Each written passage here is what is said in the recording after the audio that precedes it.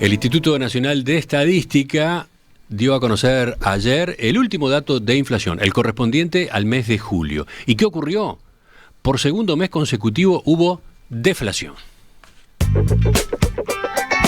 Sí, los precios al consumo volvieron a caer, en este caso 0,4%, lo que condujo a una baja fuerte de la inflación de 12 meses, que pasó de 6% en junio a 4,8% ahora en julio, y ese es el menor nivel desde noviembre de 2005.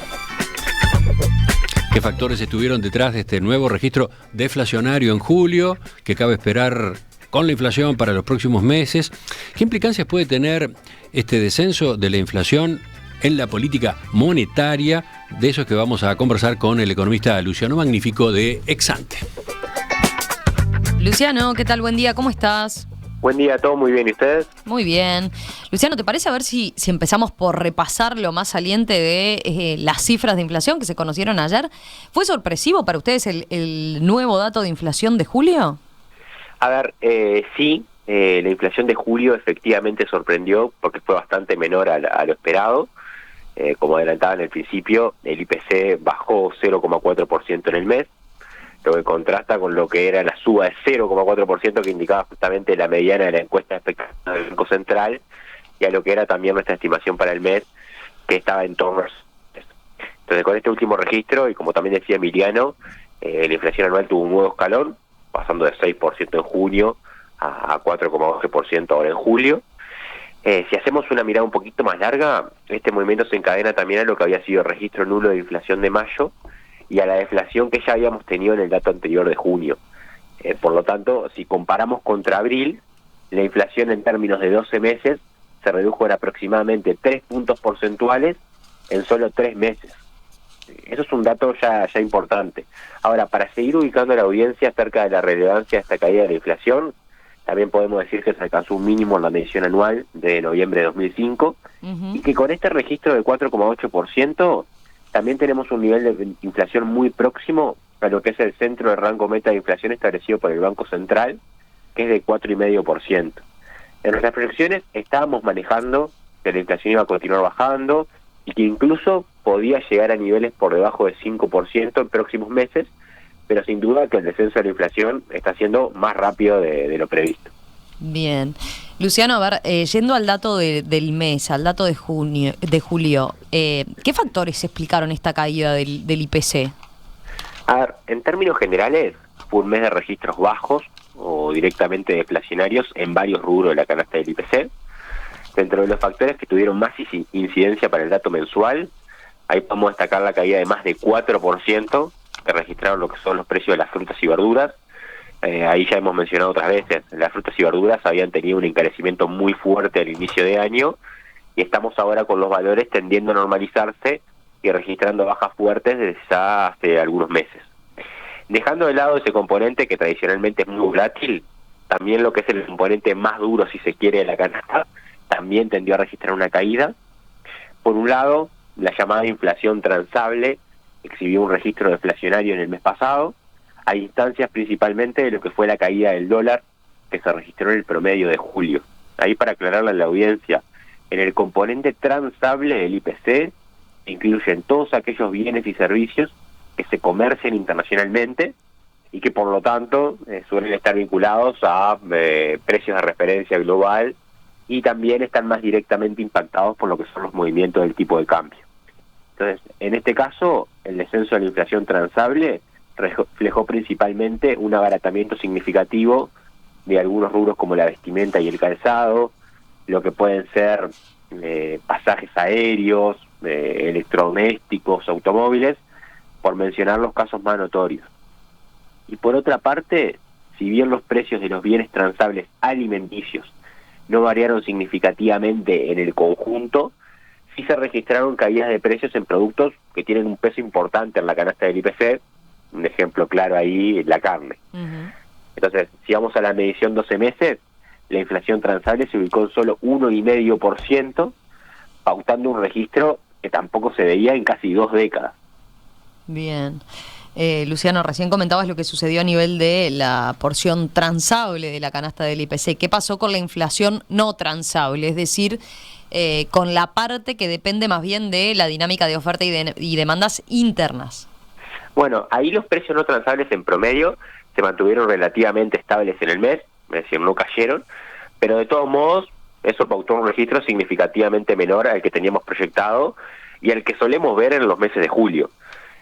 Ahí, más allá de que la baja del dólar tiene un impacto menos directo en estos precios, igual tiene su incidencia, pero más allá de ese efecto, el principal factor detrás de ese bajo registro de inflación no transable en este caso fue la caída de más de 20% que registraron los precios del agua embotellada. Ahí, si recordarán, tenemos el decreto que se aprobó en las últimas semanas de junio, por el cual el gobierno exoneró el pago de IVA y MESI sobre este producto. Esto compensó las subas habituales que se suelen registrar en el mes de julio en los precios de los servicios no transables a raíz de los aumentos salariales que se convalidan a mitad de cada año. Entonces, en ese marco, y también en la medición 12 meses, la inflación no transable se ubicó por debajo del 7%, también en un nivel inédito de 2006. Luciano, con la evolución que recién comentabas a nivel de los precios transables y no transables de la canasta del IPC, ¿en qué nivel quedó la inflación del núcleo o la inflación subyacente que computan ustedes en ex-ante? A ver, con la evolución que veníamos discutiendo, esa medición de inflación subyacente que excluye a los precios de frutas y verduras y a los precios administrados, fue levemente negativa también en el registro mensual, y lógicamente también siguió cayendo en la medición anual, ubicándose apenas por encima del 4% en julio. Nuevamente, también de esta mirada se tratan de niveles muy reducidos en una perspectiva histórica. Luego de este nuevo dato de julio, entonces, ¿qué podemos esperar para adelante? ¿La inflación seguirá bajando? Estamos mirando a hacer pronósticos a partir de las cifras publicadas ayer, pero con los últimos datos que se dieron, sí te puedo decir que es muy probable que la inflación pueda cerrar el año dentro del rango meta establecido por el BCU. Hasta ahora veníamos trabajando con una proyección de inflación en torno al techo de ese rango objetivo para el cierre de 2023, es decir, el 6%. Tras estos últimos datos, la probabilidad de que el registro que se termine dando al cierre del año sea menor a ese 6% que decía antes, obviamente que se incrementa bastante. Habiendo dicho eso, también es cierto que en los pronósticos de inflación hay todavía varias fuentes de incertidumbre. Por ejemplo, ¿qué va a pasar con el dólar? En los últimos 3 días el tipo de cambio en Uruguay aumentó más de 2%. ¿Podemos entrar en un periodo de suba del tipo de cambio? Y bueno, nosotros venimos esperando eso, pero habrá que ver si esta suba más reciente se consolida y a qué ritmo sigue subiendo eventualmente el tipo de cambio. De hecho, y más allá de, como decíamos, es probable que la inflación termine por debajo del 6% este año, la mirada para 2024 no es tan parecida. De hecho, no es tan claro que pueda mantenerse en esos niveles el próximo año, sobre todo si el dólar efectivamente comienza a subir, y teniendo en cuenta también que no parece probable que puedan repetirse varios de estos registros mensuales atípicos que se ha venido dando en los últimos meses de este año. Bien. Luciano, ya para ir cerrando y siendo un elemento que, bueno, que ha estado muy en el centro del debate en el último tiempo, ¿con estos datos de inflación puede modificarse en algo la estrategia que siga la política monetaria de aquí en más? A ver, aún antes de estos últimos datos de inflación, en ex-ante estábamos esperando una flexibilización adicional de la política monetaria en los próximos... tras los 2 ajustes a la baja de la tasa de política monetaria, o TPM, que se dieron en las últimas reuniones. En concreto, en ex-ante estábamos proyectando que la TPM iría hacia el 10% al cierre de este año. Recordemos que estamos en niveles de 10,75%, entonces ahí bajaría casi un punto hacia final de año, y que seguiría bajando un poco más a lo largo de 2024. Con este nuevo dato de inflación, y si también las expectativas de los agentes reaccionan y se ajustan a la baja, ahí quizás podamos ver un ajuste más rápido de la TPM en las próximas reuniones del Comité de Política Monetaria.